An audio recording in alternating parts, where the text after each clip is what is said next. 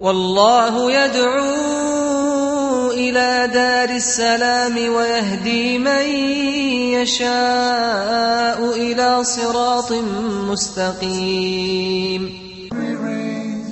Bismillah, alhamdulillah, and welcome to this episode of Beauties of Islam. I'm Yusuf Estes, and for the next few minutes I'd like to talk to you about one of the biggest of the beauties of Islam that has struck me as being probably the best of answers to the human being.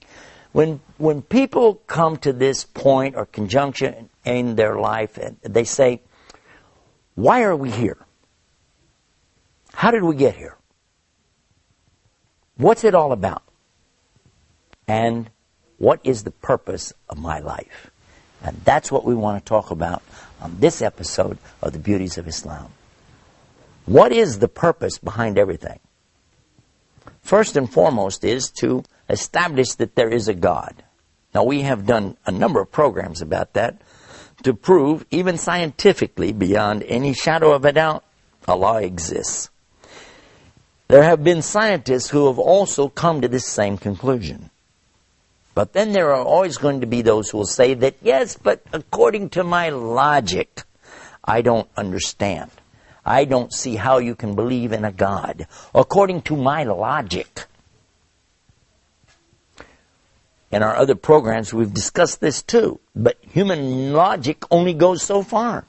According to the human logic, just 500 years ago, most of Europe was convinced the earth was flat. They didn't know that the Quran had already said it was round 1,400 years ago. But what about 2,000 years ago? What did the people think about the earth? Human logic, you look straight out and the earth looks flat. You don't really see the curve, do you? No, you don't. So how far can you go with human logic? And stop and think about this. According to our logic, if we had to use just this and not know some of the scientific discoveries, there are a lot of things that, well, just wouldn't work. I remember, for instance, when I was going to school many years ago, they told us according to the aerodynamics of the bee. Now we're talking about a honeybee, zzz, little bee, right? Nahl, they call him in Arabic. And this little guy, he's kind of fat, kind of big, and he has tiny wings on him. And they said, according to their logic, according to the aerodynamics that they understood of flight, the bee can't fly.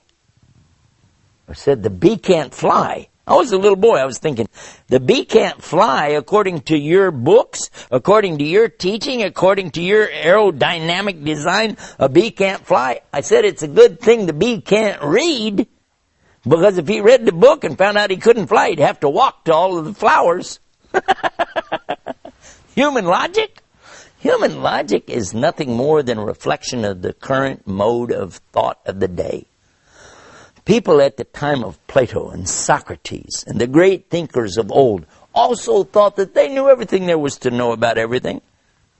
But if you want to insist on human logic, I will allow that in our conversation simply because it's logical.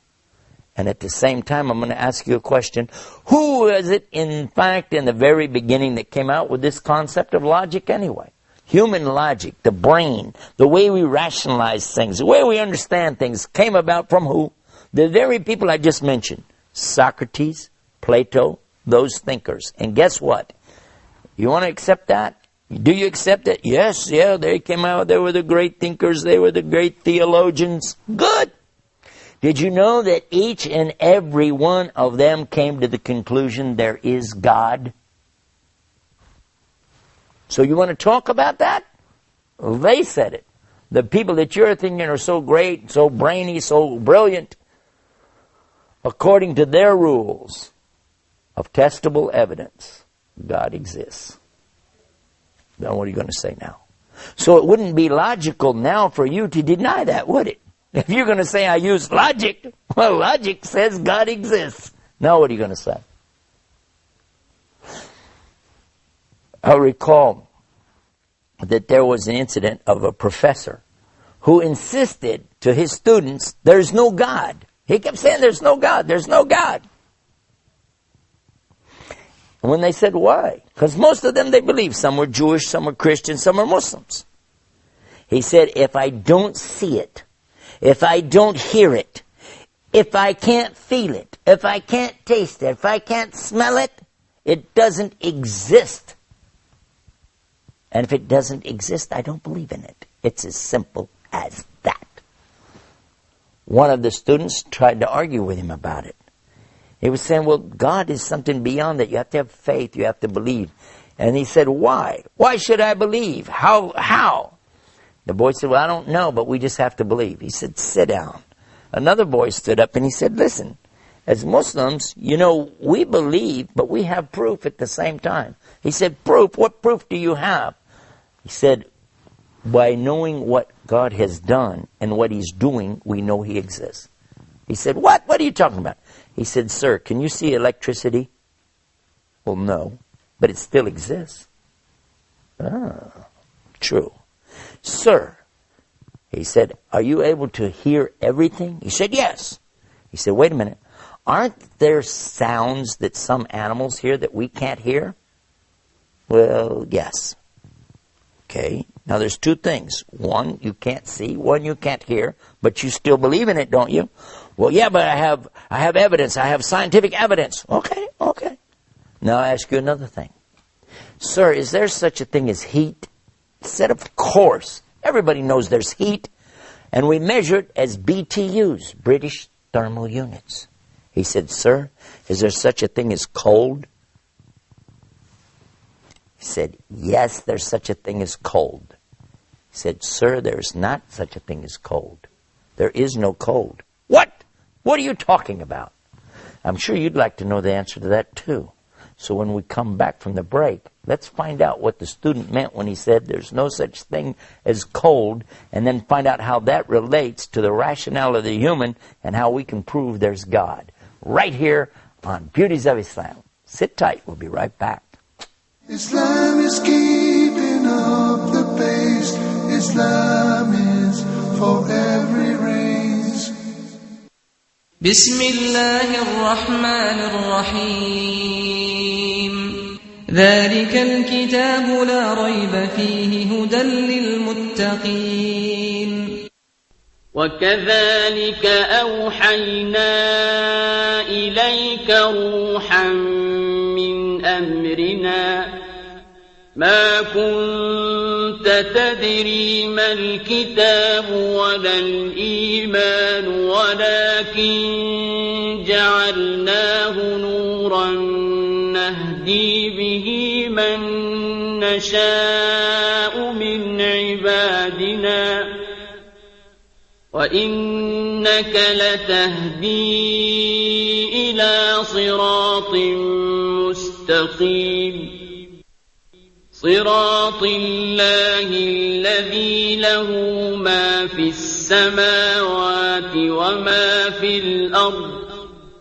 ألا إلى الله تصير الأمور. And thus we have revealed to you an inspiration of our command. You did not know what is the book or what is faith, but we have made it a light by which we guide whom we will of our servants. And indeed, O Muhammad, you guide to a straight path. The path of Allah, to whom belongs whatever is in the heavens and whatever is on the earth. Unquestionably, to Allah all matters do return.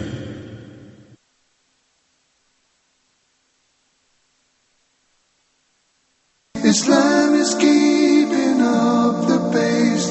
Islam is for every race. Bismillah, alhamdulillah, we're back and you're watching the Beauties of Islam. When we went to the break, I was telling you a story about a professor and some of his students. The students are believers, Christians, Jews, and Muslims, but the professor is the atheist. He doesn't believe anything, and he keeps talking about his rational mind, his logic, his common sense, and he's insisting that there's no God based on all of this. In the discussion, though, one of the Muslim students actually asked him to reconsider some of the things he's saying. Because the professor says, if I don't hear it, I don't see it, I don't smell it, I don't taste it, I don't feel it, I don't imagine it, it doesn't exist. The student asked him, though, what about electricity? Do you see electricity? No. He said, but it exists. Well, yeah, you can see the effects of it. True. And what about sounds that animals hear that we don't hear? They're still there, even though you don't hear them. Well, yeah. But then he asked him a question about heat. He said, yes, heat exists. We can feel heat. And he said, what about cold? He said, of course there's cold. He said, hold on. Actually, there's no such thing as cold. What? And that's when the professor started to get really crazy. He said, are you nuts? Of course there's cold. Don't you know what it is to be cold? You go outside and it's cold outside and you... He said, sir, that's a concept that we have of our feelings, of our skin temperature. But in fact, there's no such thing as cold. There is only the existence of heat. Because there's an absolute for cold, 452 degrees Kelvin. And below that, there isn't anything colder. That's absolute. From that, we add to it and go up degree by degree by degree until you get as hot as you want to go. And you can have heat, mega heat, and it can go on and on. But there's no such thing as cold. Heat or the absence of heat. Professor doesn't say a word. When the student said, sir, is there such a thing as light? He said, are you crazy? Of course there's light. Look around you. How do you see me right now if you don't know about light? He said, you're right, sir. There is light. Is there such a thing as darkness? He said, where are you going with this?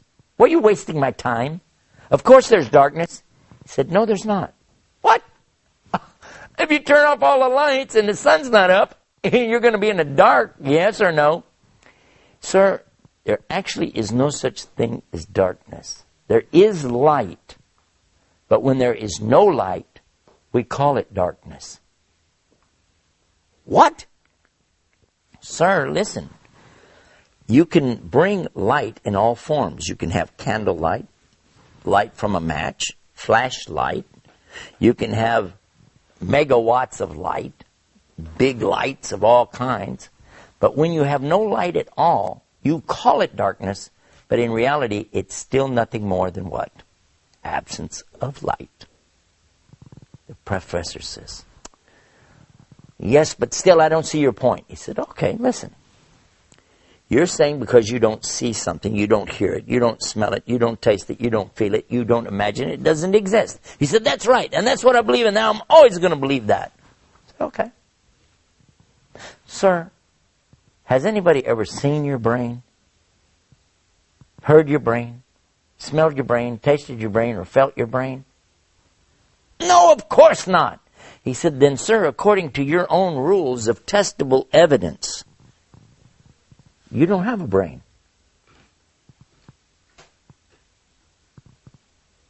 And this is what happens, you see, when a human being tries to take their logic too far.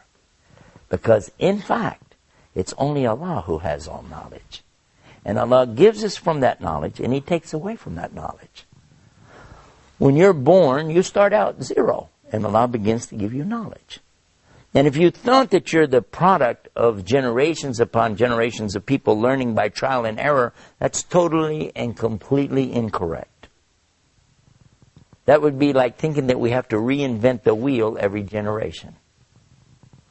We do learn from past mistakes. We do learn what's in front of us to take advantage of it. But just as we would not accept that you have to reinvent the wheel in every generation, you also don't have to reinvent thinking. There's so much more about this subject. We've got a website all about this. And on the website, you can watch scientists, 9 different scientists who were exposed to the teachings of Islam. They understood the Quran and then applied these teachings to their own particular disciplines of science. And they each one concluded, just as the great philosophers of logic did centuries ago, there must be a God. And you can see those videos on our website at beautiesofislam.com. Until next time, peace. Peace be upon you. Assalamu alaikum. Islam is peace.